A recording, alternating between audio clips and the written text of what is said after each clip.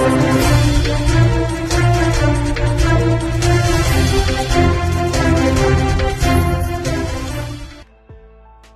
વિસ્તારમાં slum board ખાતે ચપ્પુની અણીએ સોનાની ચેન અને મોબાઈલની લૂંટ ચલાવનાર 3 લૂંટેરુને પોલીસે ઝડપી પાડી ઘટના સ્થળે લઈ જઈ ઘટનાનું રિકન્સ્ટ્રક્શન કરાવ્યું હતું। સુરત સચિન સ્લમ બોર્ડ વિસ્તારમાં 3 માથાભારે લૂંટારુઓએ ચપ્પુની અણીએ સોનાની ચેન અને મોબાઈલની લૂંટ ચલાવી હતી। બનાવને લઈ પોલીસને જાણ કરાતા પોલીસ પણ દોડતી થઈ ગઈ હતી અને સોનાની ચેન તથા મોબાઈલની લૂંટ કરી ભાગી છૂટેલા લૂંટારુઓને ઝડપી પાડવા ચક્રો ગતિમાન કર્યા હતા।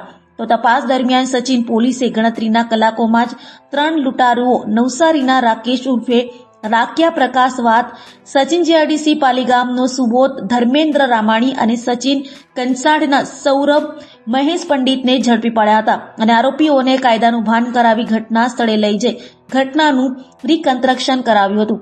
તો આરોપીઓએ અગાઉ અનેક ગુનાઓને અંજામ આપ્યું હોવાની પણ કબૂલાત કરી હતી। हाँ, तारीख 28/1 ના રોજ જે એક અમારે ત્યાં લૂંટનો બનાવ બન્યો હતો, જે બાબતે ગઈકાલે આરોપીને અટક કરવામાં આવી છે અને ગુનાની જગ્યાનું રિકન્સ્ટ્રક્શન પણ કરવામાં આવ્યું છે અને એના પાછળના જે ગુનાહિત ઇતિહાસ છે એ જોતા ભવિષ્યમાં એના વિરુદ્ધ અટકાયતી પગલાં પણ લેવામાં આવશે।